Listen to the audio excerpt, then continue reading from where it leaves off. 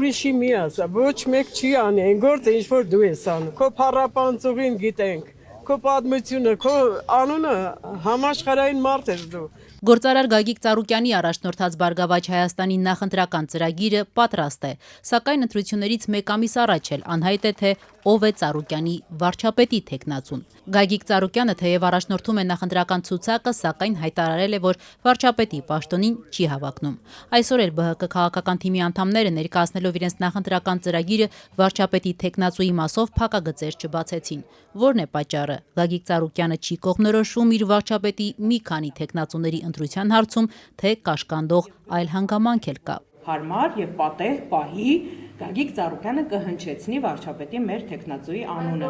Այս մասով ես ձեզ վստահեցնում եմ, որ շատ շուտով առաջիկա օրերին դուք կլսեք վարչապետի մեր թեկնածուի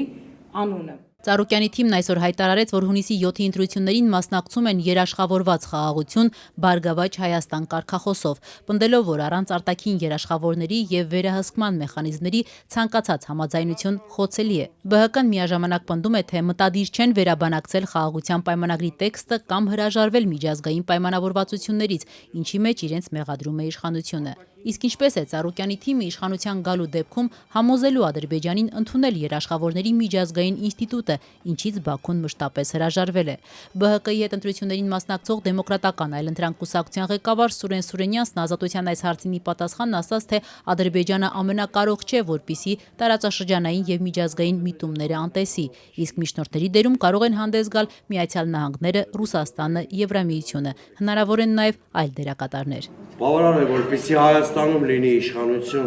որը մի քիչ սկզբունքային քաղաքականություն վարի եւ կարմիր գծեր ունենա, որպեսզի մեր այս շատ իրատեսական թեզը դառնա իրականություն։ Իդեպ վարչապետ Նիկոլ Փաշինյանի օրոք արտգործնախարարի պաշտոնը զբաղեցրած Արա Այվազյանը, ով նույնպես ընդգրկվել է ԲՀԿ նախընտրական ցուցակում, կարծում է, որ ընդդիմության հաղթանակի պարագայում պետք է տեղի ունենա ներքին աուդիտ, որը կուսումնասիրի ինչպես Ադրբեջանի հետ ստորագրված փաստաթղթերը, այնպես էլ ձեռք բերված պայմանավորվածությունները։ Ըստ նախկին արտգործնախարարի, եթե աուդիտի արդյունքում բացահայտվի, որ Հայաստանի ինքնիշխանությունը, տարածքային ամբողջականությունը եւ կողմերի իրավահավասարությունը երաշխավորված է, ապա որևէ խնդիր չկա։ Բայց եթե փաստաթղթերում եւ պայմանավորվածություններում արկա է անհամաչափություն եւ կողմերի պարտականությունների ոչ փոխադարձություն, դա անխուսափելիորեն ինչ որ բանի կարող է բերի լարվածության նորից ծագմանը։ Հետևաբար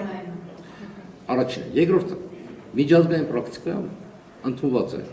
որ իրավիճակի փոփոխության կամ նոր հանգամանքների ի հայտ գալու պարագայում չստորագրված պայմանագրերը կարող են կատարելագործվել։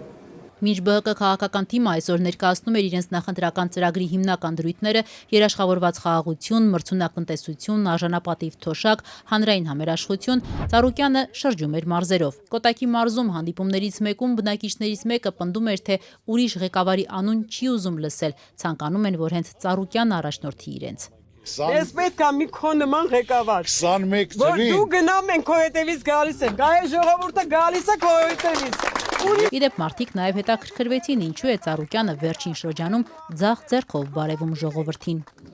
Բան չի եղել։ Մկանս փրթել եմ։ Ես շաբաթը 3 անգամ պարապում եմ։ Վարչության ժամանակ փրտեցի մկանս, ծառություն արեցինք։ 3 ամիսա չի լավանում։ Իմ մարզի չուր աստեղա։ Դեմ ես մարդիկ հարցը տալիս են։ Մկանս խեն փրտես, սմբո։ Սմբո պատասխան տու։ Ծանր պարապետ։ Ես ծանր դրել։ Մարդը դեմը տասեց, այո։ Սպեցիալն ես արել, որ դեպս վնասես, այո։ Մենք այդ հաշվի կառնենք, պարոն Սմբո։